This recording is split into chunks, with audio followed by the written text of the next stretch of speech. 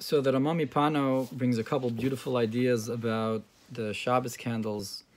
As an aside, while discussing other things, the first is he's discussing the Neros HaMikdash. The candles in the Mikdash first was lit 5, and then after they brought the tamid, they would light the last 2. Those were the eastern candles, starting from the west and going east. The last 2 candles were the 2 eastern candles. Now, there's a discussion, what is considered the Ner Maravi? We know the Ner Maravi, like in Shmuel it says, Ner Maravi termi yichbeh. I mean, in the Gemara there's a discussion. We know the Ner Maravi it represents, the western candle represents the Shechina dwelling in Israel. So which one was the Ner Maravi? Which one was the western candle? So there's a discussion in the Gemara. Some say it was the one all the way on the west. Some say no, it was the one in the middle. And there's others that say, and we're going to go according to this opinion here, that it was the one that was second from the east. It's west to the eastern candle. So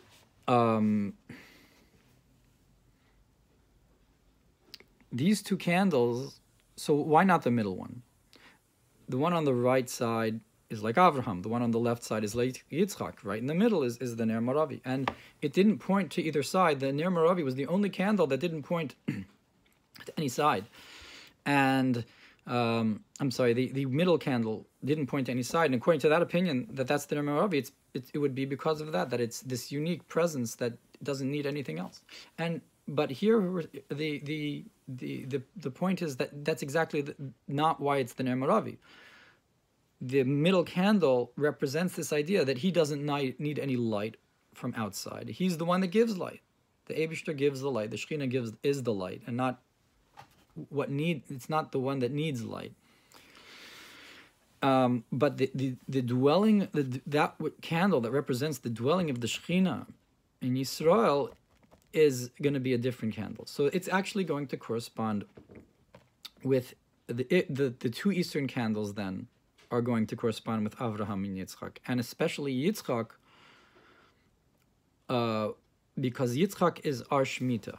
He's the Bal HaShemitah. So you have 7,000, so to speak, years of existence. And that's not the first Shemitah. According to the Kabbalists, Sefer HaTmuna, there's a number of Shemitahs of existence. We're in the second Shemitah of existence. The first Shemitah is the Shemitah HaChesed, and we live in the Shemitah HaGvura, and that corresponds with Yitzchak. Therefore, it's more proper for him to represent this. Now, it's for this reason that he says that we light 2 Shabbos candles at least, because it represents the Ner Maravi. The Ner Maravi is the Shechina dwelling in Israel. That's the representation of the Shechina dwelling in your home, is represented by lighting these 2 Shabbos candles, which are like these 2 candles in the Mikdash, which are the eastern and the candle that's west to that, which is the Ner Maravi, the western candle. Okay.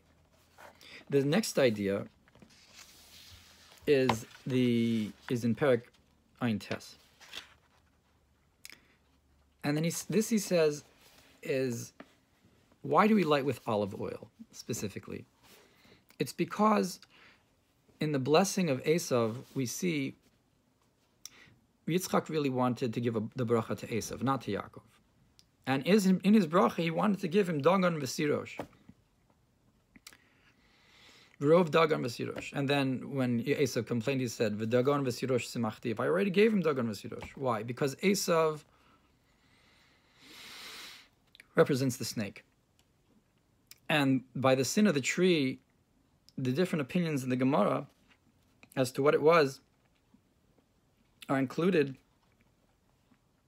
that it was wheat or that it was grapes. Sachat eshkol shelanavim, that they squeezed a bunch of grapes into a cup and drank it as wine. But Yitzhar But olives, no opinion says that the tree of Eitz Hadas was olives. So it was free of the sin of the tree. The olive represents this purity beyond the sin. Therefore, when we light the Shabbos candles, the halacha is that the olive oil is preferred.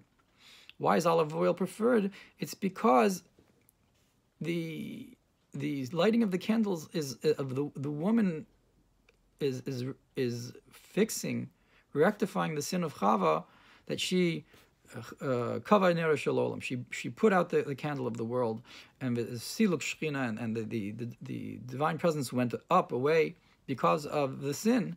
And the women, one of the reasons they light these candles is to bring back the Shechina down and to light the candle again. So it's therefore proper to use the yitzhar, to use the olive oil, which was free from the sin of this tree.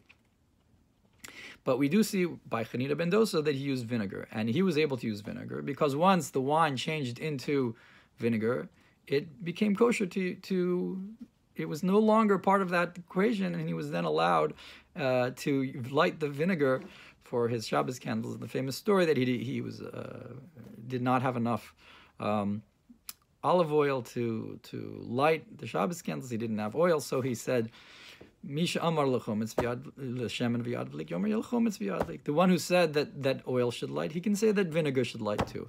And that's the deeper meaning behind it, is that it was no longer wine, it was no longer part of that equation, and therefore it could pass for this idea as well.